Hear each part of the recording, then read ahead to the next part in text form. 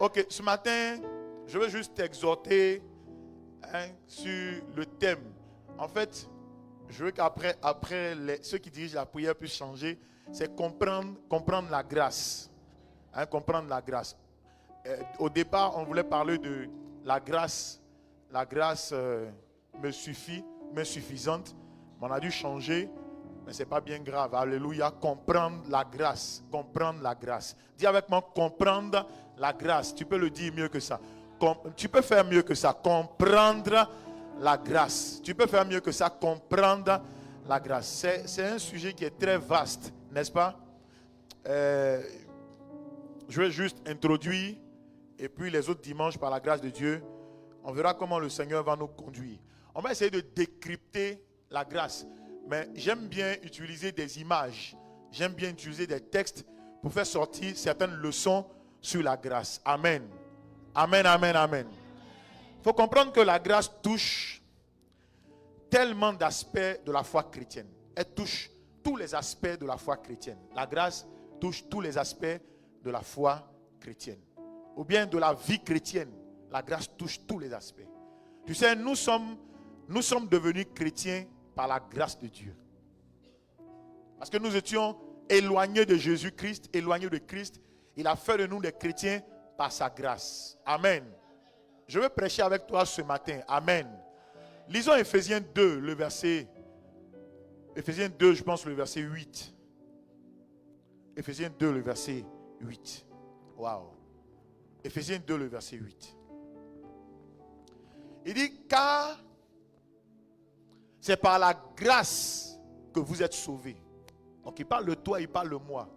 Il dit que si nous sommes sauvés aujourd'hui, là, c'est par la grâce. Regarde, rien ne présageait que toi et moi un jour, nous serons dans une église. Non, rien. Rien ne présageait que toi un jour, toi et moi, nous allons bénéficier de ce qu'on appelle d'une faveur imméritée. Rien. Parce que la Bible dit aussi que nous étions éloignés de Dieu. Nous étions ennemis des gens de bien. Nous étions étrangers aux choses de Dieu. Et la Bible, c'est Paul qui va le décrire. Il dit, car c'est par la grâce que vous êtes sauvés. En fait, ce n'est pas par tes œuvres que tu es sauvé. Ce n'est pas parce que tu as voulu être sauvé que tu es sauvé. Ce n'est pas parce que tu mérites d'être sauvé que tu as été sauvé. Ce n'est pas parce qu'un trophée devait être accordé que tu as été sauvé. Ce n'est pas parce que, bien aimé, tu as réussi à un test que tu as été sauvé. C'est une faveur que tu ne méritais pas. Il dit, car c'est par la grâce que Adams, tu as été sauvé. Alléluia. Je disais alléluia. Il dit, maintenant, il va nous expliquer, il va nous donner le moyen par lequel nous sommes arrivés à la grâce. Donc la grâce là a été transportée par un moyen. Il dit, nous sommes sauvés par la grâce, par le moyen de la foi. Tu sais, lorsque on dit qui veut accepter Jésus-Christ, la grâce est libérée. Maintenant, c'est la foi là qui t'emmène au point d'accès de la grâce. Amen. Nous sommes sauvés par la grâce, par le moyen de la foi. Et il continue en disant, et cela ne vient pas de vous. Si Dieu devait te demander la permission pour te sauver, je suis sûr que tu allais dire non, parce que tu n'as pas encore fini de gazer, tu n'as pas encore fini de faire le show, tu n'as pas encore fini de t'exprimer, de t'exhiber. Alléluia. Je disais alléluia. Donc il dit, cela ne vient pas de vous. Cela ne vient pas de vous. C'est le don que Dieu donne. C'est le don de Dieu. La grâce là, c'est le don de Dieu. Est-ce que je parle à quelqu'un? La grâce, c'est le don de Dieu. Écoute-moi. C'est parce que Dieu donne qu'il dit dans Jacques 1, le verset 17, on va laisser ça, Jacques 1, le verset 17, que cela est excellent. Le don que Dieu donne là, c'est excellent. C'est pour donner à ta vie une certaine valeur. C'est par la grâce que tu es sauvé. Dis amen. Excellence, il faut comprendre. Tout ce que tu vas avoir, tout ce que tu vas devenir, tout ce que tu vas obtenir, c'est par la grâce, par le moyen de la foi. Le mari que tu vas marier là, c'est par la grâce. La femme que tu vas avoir, c'est par la grâce. L'argent que tu vas manipuler plus tard, c'est par la grâce. Est-ce que je parle à quelqu'un? La santé qui va rentrer dans ton corps, c'est par la grâce. Par le moyen de la foi. Par le moyen de la foi. Cela ne vient pas de toi. Ça vient de Dieu. C'est un don. Est-ce qu'on peut bénir Dieu pour son don? Amen. Maintenant, concernant mon sujet de ce matin, considérons la grâce comme un univers ou bien un milieu dans lequel, bien aimé, il y a Dieu d'un côté et dans lequel il y a l'homme de l'autre côté. Donc la grâce peut être considérée comme un milieu dans lequel un côté se trouve Dieu et un autre côté se trouve l'homme. Et pour pouvoir mieux l'expliquer, je vais m'appuyer sur Luc 15, versets 11 à 24. Au départ, je n'avais pas voulu lire. Mais je pense que lire va nous rappeler et va nous mettre dans le contexte de ce que je vais dire. Donc il faut retenir que la grâce là peut être considérée comme un milieu, comme un univers dans lequel il y a Dieu d'un côté et dans lequel il y a l'homme de l'autre côté. Et dans Luc, la Bible parle de cet homme qui avait 2 fils. Il dit encore, un homme avait 2 fils. Il ne nous donne pas le nom de ses enfants, mais il exprimé par cette histoire que la grâce est possible et que nous sommes sauvés par la grâce. Il dit, le plus jeune dit à son père, mon père, donne-moi la part la part de bien qui doit me revenir. Et le père leur partagea son bien. Amen. Le verset 13. Peu de jours après, le plus jeune fils, ayant tout ramassé, partit pour un pays éloigné où il dissipa son bien en vivant dans la débauche. Lorsqu'il eut tout dépensé, une grande famine survint dans ce pays et il commença à se trouver dans le besoin. Il alla se mettre au service d'un des habitants du pays qu'il envoya dans ses champs garder les pourceaux. Il aurait bien voulu se rassasier des carouges que mangeaient les pourceaux, mais personne ne lui en donnait. Verset 17. Étant rentré en lui-même, il se dit, combien de mercenaires chez mon père ont du pain en abondance, et moi ici, je meurs de faim. Est-ce qu'on peut lire la suite ensemble? Je me lèverai, j'irai vers mon père et je lui dirai, mon père, j'ai péché contre le ciel et contre toi. Le verset 19, lisons ensemble. Je ne suis plus digne d'être appelé ton fils. Traite-moi comme l'un de tes serviteurs. Il se leva et alla vers son père. Comme il était encore loin, son père le vit et fut ému de compassion. Il courut se jeter à son cou et le baisa. Verset 21, le fils lui dit, mon père, j'ai péché contre le ciel et contre toi. Je ne suis plus digne d'être appelé ton fils. Mais le père dit à ses serviteurs, apportez la plus belle robe et l'en revêtez. Mettez-lui un anneau au doigt et des souliers aux pieds. Emmenez le veau gras et tuez-le. Mangeons et réjouissons-nous.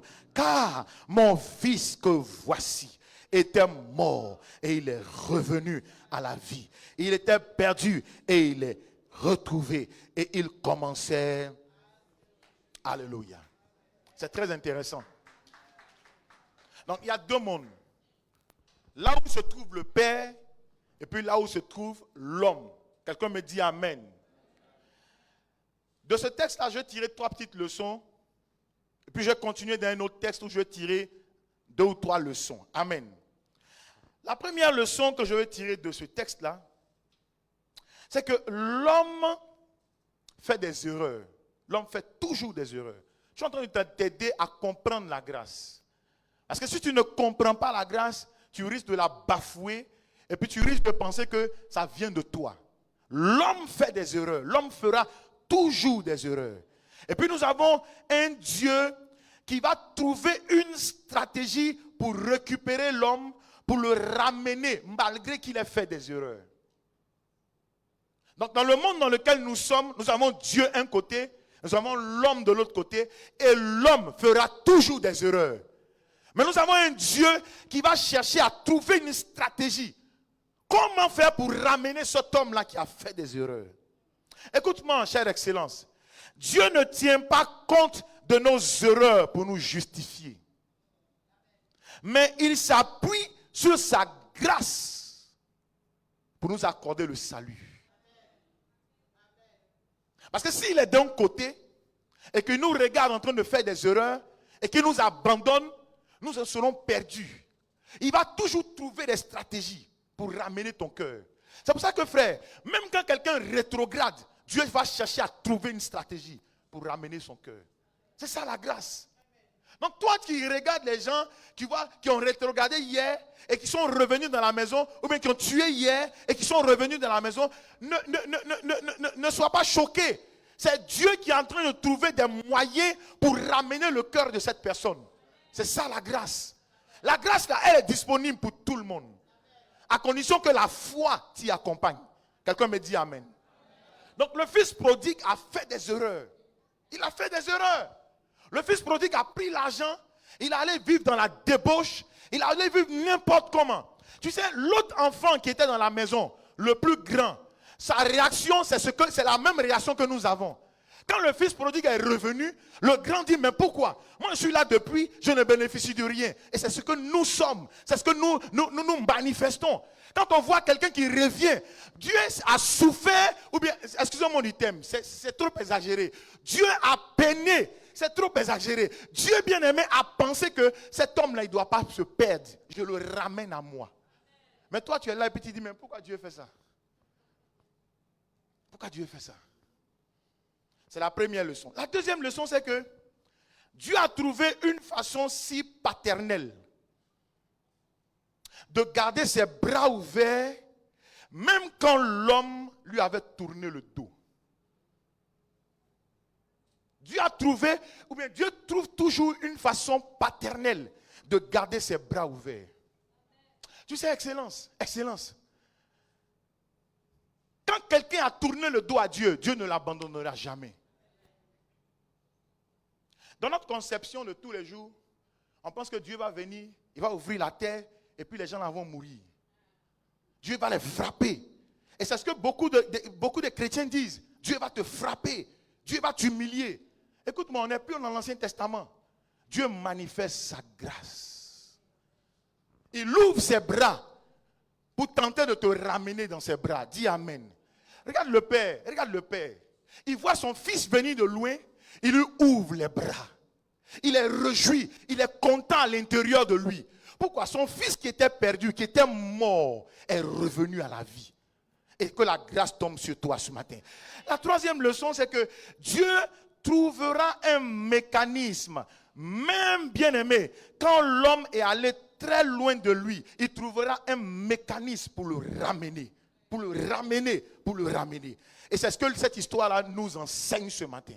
Maintenant, il faut comprendre ceci.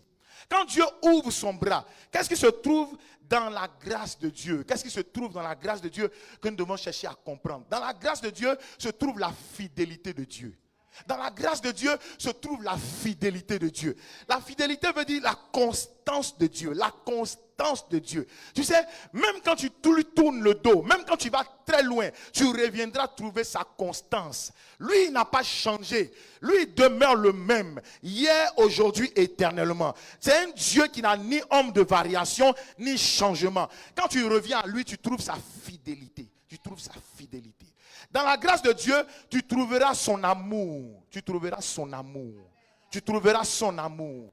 Tu trouveras son amour. Dans ce monde dans lequel nous sommes, il y a Dieu d'un côté, il y a le monde de l'autre côté. L'autre côté, tu ne trouveras pas l'amour. Mais quand tu viens à Dieu, tu trouves sa fidélité, tu trouves son amour. Mieux encore, tu trouves sa compassion. Tu trouves sa compassion. Tu trouves un Dieu qui est compatissant. Tu trouves un Dieu qui te regarde, mais qui ne te juge pas sur la base de tes fautes. Tu trouves un Dieu qui est compatissant. Que Dieu soit compatissant pour toi. Écoute-moi, là où il n'y a pas d'amour, il n'y a pas de grâce. Mais là où il y a l'amour de Dieu, il y a la grâce qui se manifeste. Il y a la grâce. Si tu dois chercher à comprendre la grâce, quand Dieu ouvre ses bras, en fait, quand toi tu rentres dans son bras là, tu trouves sa fidélité. Sa fidélité. Tu sais pourquoi? Parce que si Dieu ne te démontre pas sa fidélité, son amour, sa compassion, tu seras perdu. Tu seras perdu. Parce que dehors, tu seras confronté à des loups, à des méchancetés, à de la haine. Disons ensemble Amen. Disons mieux que ça Amen. Dans sa grâce, tu trouves sa bonté. Tu trouves sa bonté. Écoute-moi. Ici, là, il y a beaucoup de personnes, peut-être que les hommes n'ont pas été bons envers toi. Ta famille n'a pas été bien envers toi. Peut-être que ton père biologique n'a pas été bon envers toi. Peut-être que ta mère biologique n'a pas été bien avec toi. Mais quand tu vas vers Dieu et que tu trouves son bras, tu trouves sa bonté. Tu trouves sa bonté. La bonté de Dieu n'est pas comparable à la bonté des hommes. La bonté de Dieu n'est pas comparable à la bonté des hommes. La bonté de Dieu, la Bible dit, elle part de génération en génération. Ça veut dire qu'elle ne s'arrête pas. Tu sais, Dieu n'est pas bon envers toi parce que tu as fait de bonnes choses. Dieu est bon déjà lui, même quand tu fais de mauvaises choses. Est-ce que je parle à quelqu'un? Non, Dieu ne te juge pas. Il ne va pas te juger parce que non, tu as fait de bonnes choses, non, tu t'éloignes de lui. Dieu, il cherchera toujours à pécher pour te ramener parce que sa bonté se manifeste. Elle part de génération en génération. Son amour est grand, son amour est insondable. Alléluia. Je disais Alléluia. Regarde, à côté de toi ce matin, il peut y avoir quelqu'un qui a fait des avortements. Mais malgré ça, cette personne a trouvé la bonté de Dieu. À côté de toi ce matin, il peut y avoir quelqu'un dans son cœur qui ne t'aime pas. Mais malgré ça, cette personne trouve la bonté de Dieu. Donc dans la grâce, il y a la compassion, il y a l'amour de Dieu, il y a la fidélité de Dieu, il y a la bonté de Dieu. Disons ensemble Amen. Ce texte-là nous démontre que le papa a été bon. Le papa a été fidèle. Je suis convaincu que chaque matin, il se réveillait et il regardait à l'horizon si son fils allait revenir vers lui. C'est comme ça que Dieu fonctionne. C'est comme ça que Dieu fonctionne. Écoute-moi, arrête de te culpabiliser. Même si hier, tu as été dans un endroit bizarre, reviens au Seigneur. Reviens au Seigneur. Même si, bien aimé, tu penses que dans ta tête là, il y a des choses qui se battent pour que tu te éloignes de Dieu. Reviens au Seigneur. Parce que tu trouveras un Dieu qui est fidèle. Fidèle à son poste. Vous savez, quand quelqu'un me salue, je lui dis ceci. Il dit, comment tu vas? Je dis, Dieu est fidèle. Et il n'a jamais déménagé. Le jour où Dieu déménage, c'est que nous sommes en danger. Dieu est fidèle à son poste. Tu pars, tu reviens. Il reste constant à son poste. Il reste constant à sa miséricorde. Il reste constant à sa bonté. Disons ensemble Amen. Disons ensemble Amen. Donc, ce que je vais te faire comprendre, c'est que dans la grâce, là, on trouve la bonté de Dieu. On trouve la fidélité de Dieu. On trouve la compassion de Dieu. On trouve l'amour de Dieu. Ouais. Le fils prodigue, il a trouvé toutes ces choses-là. C'était suffisant. Toutes ces choses. Que la grâce de Dieu tombe sur toi ce matin. Que la grâce de Dieu tombe sur toi ce matin. Que la grâce de Dieu tombe sur toi ce matin. Gloire à Dieu. Gloire à Dieu. Il faut puiser dans la grâce de Dieu. Il faut puiser dans la grâce de Dieu. Lisons un autre texte. Dans Jean, le chapitre 8. Dans Jean, le chapitre 8. Et ça, c'est mon texte de base ce matin. Jean, le chapitre 8. Verset 1. Waouh, extraordinaire. Waouh. Écoute, chère excellence, il faut chérir le Jésus que tu as accepté dans ta vie. Décider de marcher avec Jésus, c'est un privilège. C'est un privilège. Nous sommes dans un monde où les gens ne partagent pas leur amour. Les gens sont remplis de haine. Les gens sont prêts à te lapider. Ouais. Les gens sont prêts. Tu sais, il ne faut pas regarder les gens, les autres, pour définir ta vie chrétienne. Marche avec le Seigneur comme il a convenu dans sa parole. Moi, j'ai appris que si Dieu était tellement méchant, frère, nous autres là, on ne serait pas devenus chrétiens. Parce que nous péchons, même dans nos pensées, on pêche. Même dans nos pensées. Regarde quelqu'un qui vient saluer son frère, mais malgré ça, il ne l'aime pas, il le salue quand même. Malgré ça, il ne l'aime pas, mais il le salue. Est-ce que Judas n'était pas prêt à trahir Jésus? Mais malgré ça, il l'a salué. Il lui a donné même un baiser. Oh Jésus, oh Jésus, Jésus. Mais c'est un criminel. Mais Jésus est le prototype de la grâce. Malgré ça, il lui a accordé son amour, son amour. Son amour. Regarde un homme comme Pierre. Il a marché avec lui pendant 3 ans et demi. 3 ans et demi. Pierre a vu les miracles, les plus grands miracles. Pierre était son protocole. Mais le pasteur Pierre, il avait toujours un couteau dans sa poche. Un petit couteau. Le jour où ils sont venus prendre Jésus dans le jardin de Gethsémane, Pierre a sorti son couteau, il a tranché l'oreille de Malchus. Tu vois ce type de personnes, ils sont dans l'église. Ils sont dans l'église, prêts à trancher, prêts à se battre. Prêts à dire que toi, tu ne vas pas réussir. Tu n'as jamais trouvé ça à l'église? Quand tu fais une histoire et quelqu'un dit, toi, tu ne vas pas réussir. Je gomme ton nom du succès de la vie. Mais il y a des gens comme ça. Il y a des gens qui maudissent. Maman, il y a des gens qui maudissent. Ils maudissent leurs frères. Tu ne vas pas réussir. Ton mariage ne va pas aller quelque part. Tu penses que quoi? J'ai l'autorité dans ma bouche. Frère, malgré ça, Dieu nous couvre de sa grâce. Si tu veux comprendre la grâce, il faut comprendre l'action de Jésus-Christ envers ses disciples. Ouais. Regarde ce texte-là, extraordinaire. Dis amen s'il te plaît. Je veux qu'on le lise, nous tous. 2, 3. Jésus se rendit à la montagne des Oliviers. Tu sais, il faut comprendre que chaque fois qu'il va à la montagne, il va sortir un enseignement puissant. Jésus, c'est un enseignant. Quand il s'éloigne un peu, c'est pour révéler quelque chose. Et il va à la montagne, il dit, mais dès le matin, il alla de nouveau dans le temple. Jésus allait se charger. Il allait, bien aimé, se revitaliser. Il allait prendre la nourriture spirituelle. Et puis dès le matin, il va dans le temple. Et tout le peuple vint à lui. Waouh! Croisade. Tout le peuple s'est déplacé vers Jésus. S'étant assis, il fait quoi? Il les enseignait. Lisons le verset 3. Alors les scribes et les pharisiens emmenèrent une femme surprise d'adultère.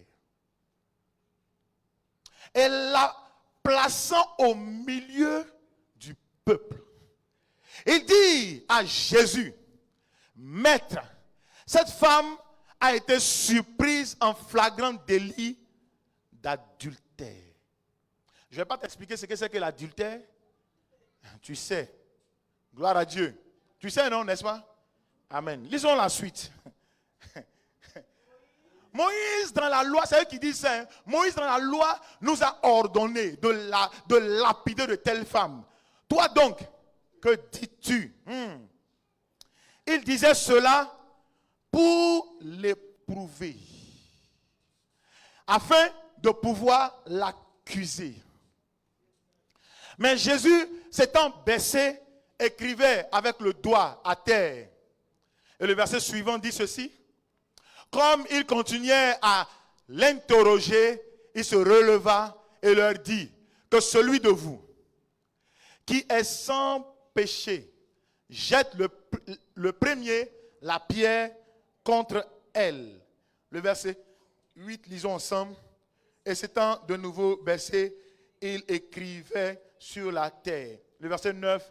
Quand ils entendirent cela, accusés par leur conscience, ils se retiraient un à un, puis depuis le plus âgé jusqu'au dernier, et Jésus resta seul avec la femme qui était là au milieu. Au verset 10, alors s'étant relevé, ne voyons plus que la femme, Jésus lui dit, lisons, femme, où sont ceux qui t'accusaient?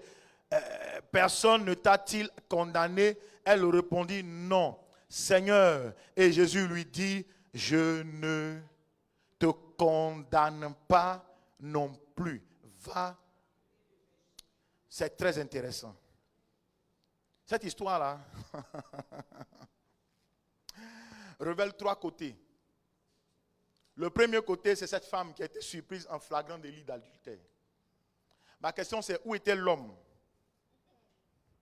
Parce que l'adultère, on ne commet pas ça seul. On commet ça avec quelqu'un d'autre. Mais en fait, c'était une société qui protégeait les hommes, mais qui méprisait les femmes. Cette société-là protégeait les hommes et méprisait les femmes.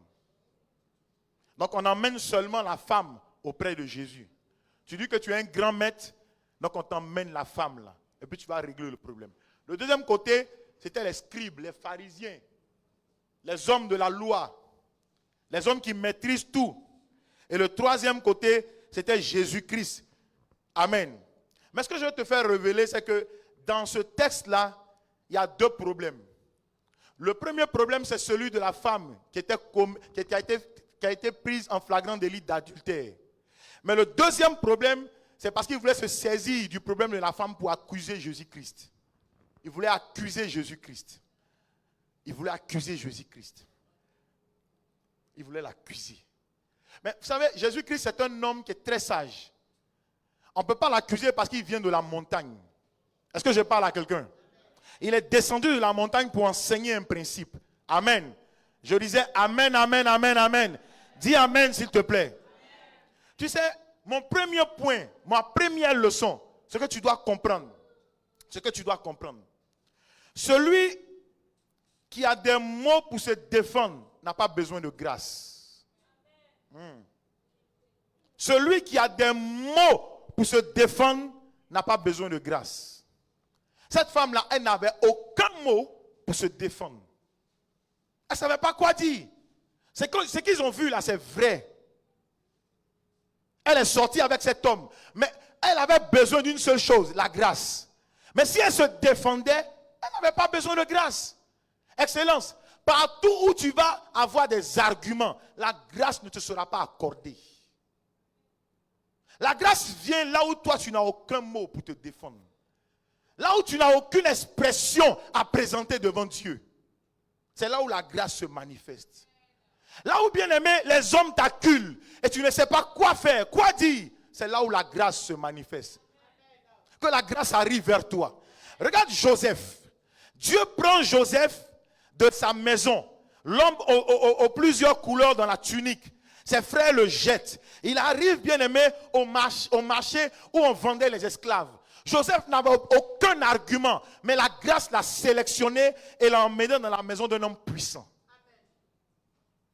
La même grâce, bien aimé, était avec lui, alors qu'il était en prison, sans qu'il puisse, bien aimé, se défendre. Joseph en prison, la grâce l'a sélectionné. La même grâce l'a emmené au palais. Alléluia. Je disais alléluia. Là où tu n'as aucun mot pour te défendre, la grâce va intervenir. Là où tu n'as aucun argument pour présenter, la grâce va intervenir. Ce matin, je suis venu parler à des personnes qui sont faibles, mais que la grâce va relever, que la grâce va supporter, que la grâce va soutenir. Que la grâce va soutenir. Que la grâce de Dieu te soutienne. La femme là, elle n'avait aucun mot, aucun mot. On t'a attrapé. Et les gens sont sur le point de la lapider. Ils sont sur le point de l'humilier. Ils sont sur le point de dire que toi, tu vas mourir. Aujourd'hui, tu vas mourir. Elle va dire quoi? Elle n'a rien à dire. Elle n'a pas d'avocat. Mais l'avocat des avocats était présent et il écrivait, et il écrivait. Je ne sais pas ce que Jésus-Christ écrivait. Si je savais, j'allais te le dire. Mais il écrivait quand même. Donc tous ceux qui disent qu'ils savaient, Dieu leur a donné la révélation de ce qu'il écrivait, ils mentent, ils ne disent pas la vérité. Personne ne sait ce qu'il a écrit parce que la Bible ne nous l'a pas dit.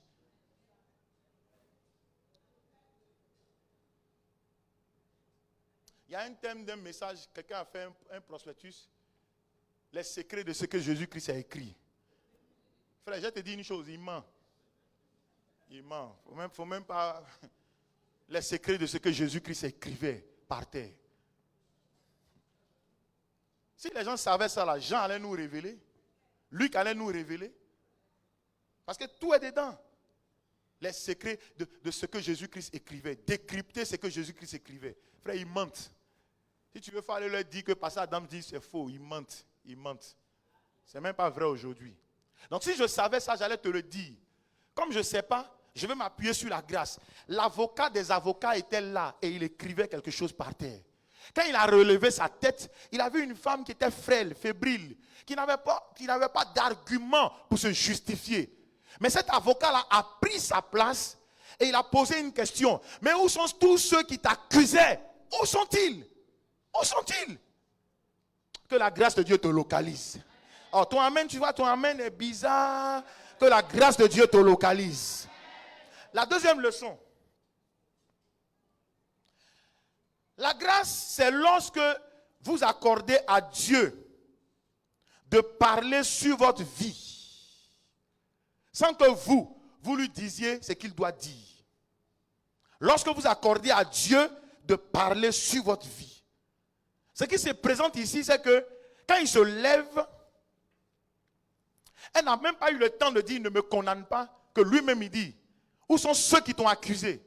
Où sont ceux qui t'ont condamné? Personne ne t'a-t-il condamné? Elle dit non, je ne sais pas où ils sont partis. Du plus grand au plus petit. Il dit moi aussi, je ne te condamne pas. Tu sais, Jésus-Christ nous montre ce que c'est que la grâce. Et quand tu sais ça, toi aussi tu vas arrêter de condamner les autres. Tu vas arrêter de condamner les autres. Parce que si aujourd'hui quelqu'un est tombé, tu n'es pas loin d'être tombé. Tu n'es pas loin de tomber demain. Donc ne pense pas que tu es plus fort. C'est seulement la grâce qui t'a maintenu debout. Demain, tu peux tomber. Donc arrête de condamner les autres. Jésus dit non, je ne te condamne pas. Mais en même temps, ce n'est pas un laisser-passer pour que tu ailles faire n'importe quoi. Est-ce que je parle à quelqu'un? Ce n'est pas un laisser-passer pour que, bien aimé, tu sois serré dans un couloir, tu sois embrassé quelque part. Non, non. La grâce de Dieu va te maintenir. Et c'est ce que la grâce de Dieu, il a montré à cette dame-là. Je me lève pour te dire, moi aussi je ne te condamne pas. Moi aussi je ne t'accuse pas. Moi aussi, parce que tu as de l'espérance. Tu peux arriver plus loin. Tu peux, va, et puis dis, va, ne pêche plus. Va, ne recommence plus. Je ne te condamne pas. Excellence. Que la grâce de Dieu vienne sur toi. Tu sais, quand tu regardes Jésus-Christ et que tu l'acceptes comme Seigneur et Sauveur, toi aussi tu dois avoir l'attitude de celui qui donne la grâce, celui qui partage la grâce, celui qui distribue la grâce. Est-ce qu'on peut se regarder comme des personnes qui peuvent donner la grâce? La grâce, la grâce, la grâce. Je connais quelqu'un un jour, je lui ai dit, c'était une affaire très sérieuse. Puis je lui ai dit, fais grâce, fais-lui miséricorde. La personne a dit, moi je ne suis pas Dieu. Mais en réalité, tu n'es pas Dieu, mais tu lui ressembles. Mais aussi longtemps que tu ne peux pas partager la grâce, donner la grâce, c'est que tu n'es pas enfant de Dieu. Est-ce que je suis en train de parler à quelqu'un? C'est que tu n'es pas enfant de Dieu. Parce que Dieu t'a regardé, toi pécheur, et il dit je ne te condamne pas. Mais arrête de condamner les autres. Arrête de les indexer. Arrête de les maudire. Arrête de dire de n'importe quoi sur eux. Alléluia. Parce que toi tu as bénéficié d'un sauvetage, d'un plan de sauvetage qui a été mis à l'œuvre depuis le ciel. Depuis le ciel. Depuis le ciel. Depuis le ciel. Quelqu'un me dit amen. Ça c'est ma deuxième leçon. Oh, alléluia. La grâce. Qui dit avec moi la grâce? Mieux que ça, la grâce. Tu sais, Romains 8, le verset 1 dit ceci. Il n'y a donc maintenant plus de condamnation pour ceux qui sont en Christ. Il n'y a plus de condamnation. Donc si moi, Kébé Adams Frank, j'ai été condamné, il n'y a plus de condamnation pour moi. Parce que je bénéficie de la grâce. Et je veux partager avec toi cette prophétie. Bénéficie de la grâce au nom de Jésus. Il n'y a plus de condamnation pour toi. Il n'y a plus de condamnation pour toi. Vis dans ta tête comme une personne libre parce qu'il n'y a plus de condamnation pour toi. Personne ne peut te condamner. Personne ne peut te condamner. Personne ne peut te condamner. Il n'y a plus de condamnation pour toi. Pour ceux qui sont en Christ, il n'y a pas de condamnation. Disons ensemble Amen. Disons mieux que ça, Amen. Ce jour-là, je demande à Jésus vraiment comment ça s'est passé. Parce que moi aussi, je vais avoir ce caractère de donner la grâce. De donner la grâce. Alléluia. Un jour, dans une famille, il y avait un problème entre monsieur et madame. Et puis je suis tombé là-dessus. Donc je tentais de dire à la femme que ce qui est arrivé là, c'est vraiment difficile et même inacceptable. Il faut accorder la grâce à ton mari. La dame dit non, pas question. Aujourd'hui même là, c'est terminé. C'est terminé. On ne peut plus rien faire, c'est terminé. Je dis, il faut lui faire grâce. Parce que toi aussi un jour, tu auras besoin de la grâce. Toi aussi un jour, tu auras besoin de pardon. Elle dit, moi je ne peux jamais faire ce qu'il a fait. Moi, j'aime Jésus, je suis la fille de Jésus. J'ai dit, écoute-moi, fais-lui grâce. Parce que toi aussi un jour là, la même chose que tu dis là, ça risque de t'arriver. Ça ne m'arrivera jamais. Tu vois les chrétiens qui prient là. Ah, rien de moi. Tout sauf moi. Ça ne m'arrivera jamais. Et puis Dieu merci. Elle a accordé grâce. Elle a accordé grâce. Et puis des années plus tard, je suis allé les revoir. Il y avait un autre palabre qui s'est levé. Donc quand je suis arrivé, j'ai dit à l'homme, il faut lui accorder grâce. Il dit, elle oublie ce qu'elle avait dit il y a 10 ans en arrière. Tu sais ce que la Bible dit? La Bible dit que à celui qui pardonne peu, on lui pardonnera aussi peu. Mais celui qui sait pardonner beaucoup, il aura beaucoup plus de miséricorde. Que la grâce de Dieu te touche. Est-ce que je parle à quelqu'un? Que la grâce de Dieu te touche. Oui, que la grâce de Dieu te touche. Tu sais, quand tu es là, tu ne pardonnes pas. Ton cœur est serré. Ton cœur est amer. Un jour, tu vas passer par là. Un jour, tu vas passer par là. Un jour, tu vas passer par là. Je ne suis pas en train de te maudire, mais un jour, tu vas passer par là. Et ce que tu vas faire là, ce que tu vas vivre là, sera plus grand que ce par quoi tu as déjà passé. Que la grâce de Dieu te touche. Voici mon dernier test. Et puis on va passer à la Sainte Seine. Nous sommes dans Luc 23, verset 38.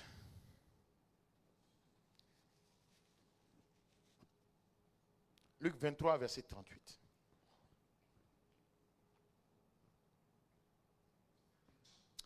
Il y avait au-dessus de lui cette inscription. Celui-ci est le roi des Juifs. Le verset suivant. L'un des malfaiteurs crucifiés l'injuriait, disant, n'es-tu pas le Christ? Sauve-toi. Je ne vois pas la suite en fait. Sauve-toi toi-même et sauve-nous.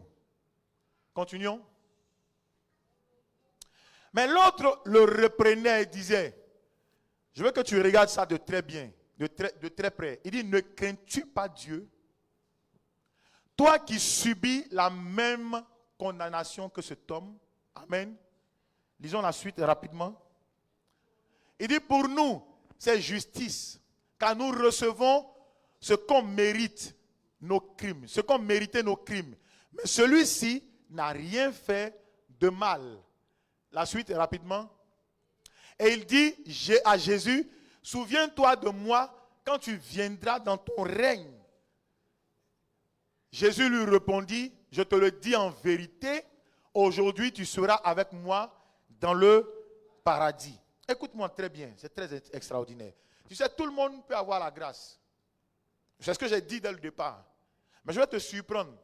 Tout le monde n'a pas droit à la grâce. Tout le monde peut avoir la grâce, mais tout le monde n'a pas droit à la grâce. Pourquoi? Dans ce texte-là, il y a deux hommes.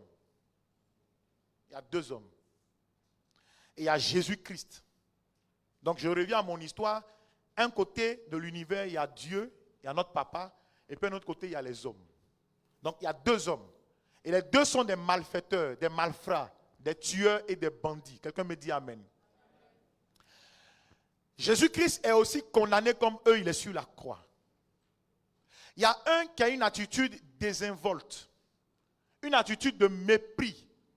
Tu sais, si tu veux avoir la grâce, il faut être celui qui craint Dieu. Il faut être celui qui craint Dieu. Parce que la grâce là est un don. Mais Dieu donne sa grâce à celui qui le craint. Celui qui a une sémence de Dieu dans son cœur. Dans son cœur. Je vais parler à quelqu'un ce matin. S'il n'y a aucune sémence de Dieu dans ton cœur, si tu méprises les choses de Dieu, si tu méprises le sacré, si tu méprises les choses, Dieu ne t'accordera pas sa grâce discrétionnaire, sa grâce suprême. Parce que des deux personnes, pourquoi Jésus-Christ sauve un, et puis il y a un qui meurt, et je suis convaincu qu'il va à l'enfer le même jour. Parce qu'il a méprisé Jésus. Si tu penses que tu es fort, tu es Dieu, sauve-toi toi-même et sauve-nous. Regarde ce que l'autre lui a dit. Il dit, dans ton cœur, il n'y a aucune crainte. Dans ton cœur, il n'y a que du mépris. Si tu méprises les choses de Dieu, bien que ses bras soient ouverts, tu ne viendras jamais vers lui. Tu ne viendras pas à lui. Donc ne méprise pas les choses de Dieu. Ne méprise pas la présence de Dieu. Ne méprise pas, bien-aimé, le caractère de Dieu. Ne méprise pas l'amour de Dieu. Alléluia. Dieu est un Dieu qui est amour. Mais aussi longtemps que tu ne viens pas puiser son amour, tu ne vas pas bénéficier de cela. Est-ce que vous savez qu'il y a beaucoup de personnes qui viennent à l'église, mais tout ce qu'on fait là, ça ne leur dit absolument rien. Rien. Ce sont des critiqueurs, ce sont des envieux, ils méprisent, ils ne craignent pas. Ils sont venus juste, bien aimés, pour le spectacle. Et c'est comme cet homme-là. Toi, tu es dans la souffrance. Au lieu d'avoir un langage souple, au lieu d'avoir un langage aimant, il dit, si tu es fort, sauve-toi et puis sauve-nous. Sauve-toi et puis sauve-nous. Il y a un qui était à côté. La Bible dit, le même soir, Jésus-Christ lui a dit, tu seras avec moi dans le paradis. Ça, c'est la grâce. La grâce, ça dit, il n'a pas besoin de passer un test que Dieu l'a validé à cause de l'état de son cœur. À cause de l'attitude de son cœur. Parce que celui qui veut la grâce soupire après la grâce. Celui qui veut la grâce soupire après Dieu. Il soupire après, bien aimé, la qualité discrétionnaire de Dieu d'agir dans sa vie. Tu sais, la grâce, elle est souveraine. La grâce appartient à Dieu et Dieu est souverain. Dieu fait ce qu'il veut, mais il ne fait pas ce qu'il veut à n'importe quel moment, pour n'importe qui. Comment est l'état de ton cœur? Dis amen s'il te plaît. Ma Bible dit, garde ton cœur plus que toute chose. Garde ton cœur plus que toute chose. Garde ton cœur plus que toute chose. Garde ton cœur plus que toute chose. Garde ton cœur plus que toute chose. Je vais répéter ça. Garde ton cœur plus que toute chose. Excellence, garde ton cœur plus que toute chose. Garde ton cœur, parce que de ton cœur là provient la vie. Garde ton cœur. Garde ton cœur plus que les plaisirs de ce monde. Garde ton cœur plus que tout ce qui se passe sur cette terre. Garde ton cœur plus que tout. Garde ton cœur plus que tout. Là où les gens méprisent, ne méprisent pas. Là où les gens bien-aimés critiquent, ne critiquent pas. Là où les gens injurient Dieu, n'injurient pas Dieu. Là où les gens disent que ton Dieu n'agit pas, ne parle pas le même langage qu'eux. Garde ton cœur plus que tout. Garde ton cœur plus que tout. Parce que Dieu est celui qui donne la grâce. Dieu est celui qui donne la grâce. Je n'ai pas besoin de fournir un effort pour avoir la grâce, mais j'ai besoin d'avoir un bon cœur. Un bon cœur. Un bon cœur. Un cœur aimant. Un cœur bien-aimé disposé. Un cœur disponible. Un cœur bien-aimé qui est consacré à Dieu. Que ton cœur soit l'atterrissage de la grâce de Dieu. Que ton cœur devienne l'atterrissage de la grâce de Dieu. Dis amen s'il te plaît. Garde ton cœur. Garde ton cœur. Tu veux que je te dise quelque chose? L'argent va venir. L'argent ne sera pas un problème. L'argent va venir. Dis avec moi, je reçois. Les belles maisons vont venir. Les belles voitures vont venir. Dis avec moi, je reçois. Qui rêve d'une belle, qui rêve de changer sa voiture? Belle voiture, une dangereuse voiture. C'est-à-dire la carrosserie brille. Waouh, ça brille comme ça. Les fauteuils sont en cuir marron, intérieur cuir. Quand tu touches le volant là, ça sent du cuir. Le tableau de bord, impressionnant, 15 pouces. Dis avec moi, je reçois. Dis mieux que ça, je reçois. Belle maison, c'est-à-dire ta maison même là, quand tu rentres dedans, le tapis rouge, les senteurs de l'Orient. Aïe, dis avec moi, je reçois. C'est-à-dire la table est fournie, les fourchettes en or, les cuillères en or. Parce que Dieu t'emmène à une autre dimension. C'est vrai ou bien c'est faux? Dis, je reçois. La garde-robe, c'est-à-dire le dressing. C'est le dressing qu'on dit, non? Le dressing, quand tu rentres dans le dressing comme ça, c'est-à-dire tu rentres dans le dressing, c'est impressionnant. Dis avec moi, je reçois. Mais malgré ça, garde ton cœur. Garde ton cœur. Parce que ce n'est pas parce que ça là, c'est là que la grâce est là. La grâce est trompeuse. Tu peux avoir ça et ne pas recevoir la grâce. La grâce vient vers ceux qui savent honorer Dieu. Malgré leur bien, malgré leur assistance, ils savent honorer Dieu. Parce qu'en réalité, chaque matin, selon Lamentation 3, le verset 23, il dit, Dieu est celui qui renouvelle. Il parle de bonté, il parle de grâce. Il est celui qui renouvelle. Donc si aujourd'hui tu as bénéficié, demain il doit renouveler. Mais il peut renouveler sans que toi tu n'en bénéficies. Oui, à cause de l'état de ton cœur. Donc tout ce que je t'ai dit ce matin là, c'est pour arriver là, l'état de ton cœur. L'état de ton cœur. Tu vois, tu étais un peu perdu, non? Mais l'état de ton cœur, c'est-à-dire l'impatience qui était dans ton cœur, là, te demandait, mais où on s'en va? Oui, l'état de ton cœur. Garde ton cœur plus que tout. Garde ton cœur. Quand l'argent va venir, quand tu vas aligner les Louboutins, les Louis Vuitton, les Chanel, tu vas aligner les parfums les plus dangereux. C'est-à-dire quand tu marches là, on sent ton parfum devant, on sent ton parfum derrière. Tous ceux qui sont là, ils sentent ton parfum. Malgré ça, garde ton cœur. Quand tu auras tous les diplômes du monde et que tu serais passé dans les plus grandes écoles du monde et que tu connais tous les ministres qui ont été nommés précédemment, garde ton cœur plus que toute chose. Garde ton cœur. Si toi tu manges avec le petit frère du père, garde ton cœur. Oui, garde ton cœur. Est-ce que j'ai parlé à quelqu'un? Garde ton cœur. Parce que la grâce survole. Tu sais, quand tu te lèves le matin, la grâce de Dieu décolle du trône de Dieu. Donc quand tu t'es réveillé, la grâce de Dieu vient sur ta maison. Maintenant, est-ce que tu as besoin maintenant là, de la grâce? Tu diras oui. Mais Dieu qui jauge le cœur. Dieu qui jauge les pensées. Parce que si Dieu te fait grâce, c'est pour aller te venger. Donc Dieu ne te fera pas grâce pour que tu te venges de ta maman. Je vais me venger d'elle. Parce qu'ils m'ont laissé seul. Ils sont allés dans une autre ville là. Je vais me venger. La grâce ne viendra pas sur toi. Si tu penses qu'avoir la grâce, pouvoir te venger de tous tes frères, quand tes petits m'ont méprisé, je vais me venger d'eux. La grâce ne viendra pas sur toi. Parce que quand la grâce vient, c'est pour te préserver. C'est pour te préserver. Est-ce que je parle à quelqu'un? C'est pour te préserver. La grâce ne vient pas pour détruire ton cœur. La grâce vient pour te préserver. Tu sais, ceux qui sont dans le monde et puis ils réussissent là, ce n'est pas la grâce, hein? C'est leur intelligence. La différence, c'est que toi, tu peux avoir l'intelligence, réussir, mais la grâce vient pour te soutenir. Quand la grâce vient, c'est pour amplifier ce que Dieu a déjà fait. Pour que des ténèbres, tu sois vu. Dis Amen. C'est pour te donner un parfum nouveau. Donc si tu ne comprends pas ça, tu penseras que ce sont mes forces, c'est ma capacité, c'est moi. Frère, les païens réussissent. Les païens, là, ils voyagent. Les païens, là, ils bâtissent. Les païens, là, bien aimés, ils habitent de belles maisons. Est-ce que je parle à quelqu'un?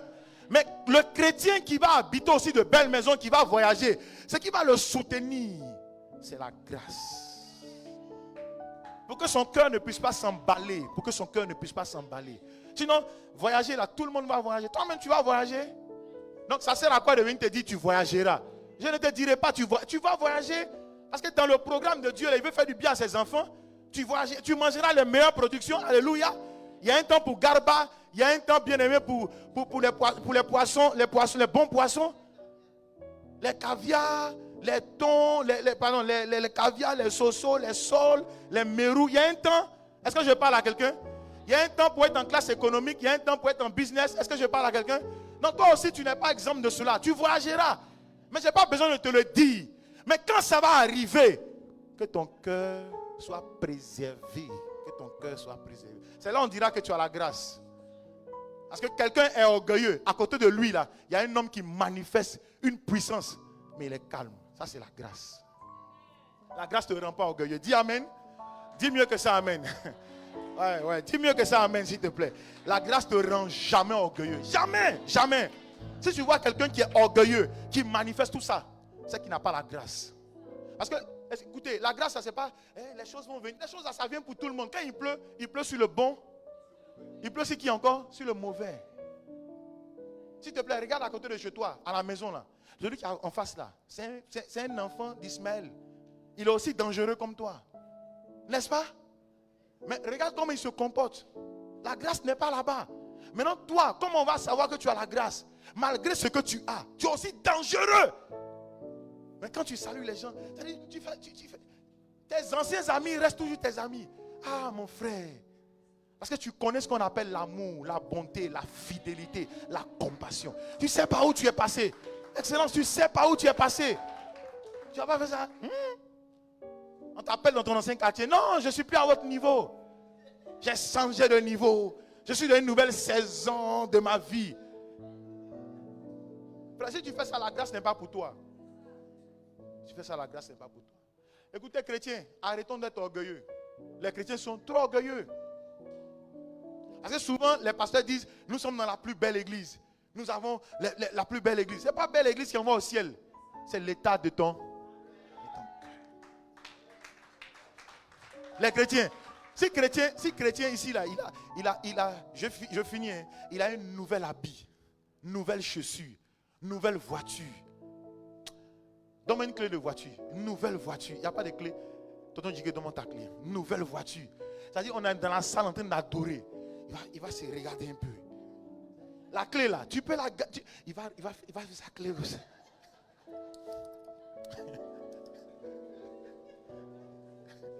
Laisse-moi te choquer. La grâce, ce n'est pas le matériel. La grâce, c'est une couverture. Nouvelle clé de voiture, fais ça. C'est-à-dire, il est là. On adore un peu ses mains, il soulève la clé. Ils vont savoir que je marchais hier, aujourd'hui, ils vont savoir. Même s'il doit prier. Père, je te bénis. Parce que je marchais hier. Aujourd'hui, je ne marche plus. Frère, ça, c'est pas là. La grâce, là, on constate la grâce. On voit la grâce. Donc, si tu veux comprendre la grâce, il faut regarder l'attitude des gens. Il faut regarder leur comportement. Père, je te loue. Oh, tu es bon. Hier, je marchais. Aujourd'hui, je ne marche plus. Regarde ce que tu as fait. Regarde ma clé. Regarde ma nouvelle voiture. Maintenant, quand il va sortir de l'église, tout le monde va, il attend. Il ne va pas vite. Il attend quand tout le monde finit de saluer, il va sortir. Il fait vroom, vroom, vroom, il vient garer devant le portail. La grâce m'a localisé. Frère, en réalité, ce n'est pas la grâce qui t'a localisé, c'est l'orgueil qui t'a localisé. C'est l'orgueil qui t'a localisé. Orgueilleux. Orgueilleux. Ta chute n'est pas loin. Laisse-moi prophétiser. Orgueilleux, ta chute n'est pas loin. Alléluia. La grâce te rend sage. Si tu veux comprendre la grâce, regarde les gens bien-aimés. Malgré tout, ils restent sages, calmes. Parce qu'ils savent que ce n'est pas par leur force, c'est par la grâce de Dieu. Disons ensemble Amen. Est-ce qu'on peut acclamer le Seigneur? Amen. Ouais. C'était ma part pour te faire comprendre la grâce.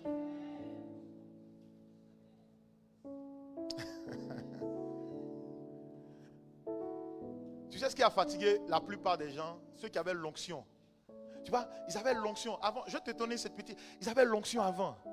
Qui a une Bible? Une Bible. Une Bible. Il n'y a pas de Bible, voilà. Il y a le papier dedans. Quand ils prêchaient, l'onction, la puissance.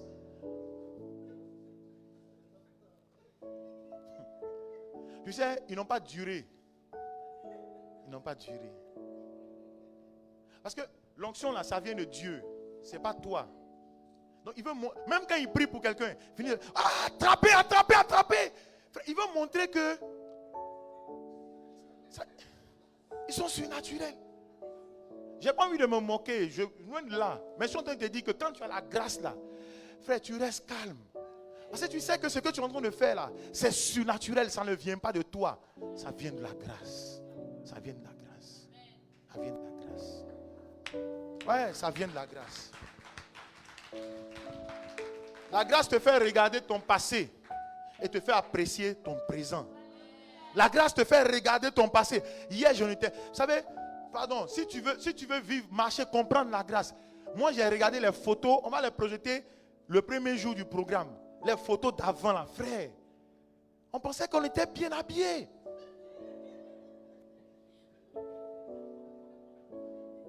Mes enfants m'ont dit, ta veste là, vraiment, papa. C'est-à-dire la veste même, la veste on dirait un boubou. Mais en son temps, tu te disais que tu étais dangereux. Donc s'il te plaît, va regarder, comme on dit, visualiser, c'est ça non? Va regarder tes anciennes photos. Et tu sauras qu'aujourd'hui, là, Dieu t'a fait grâce.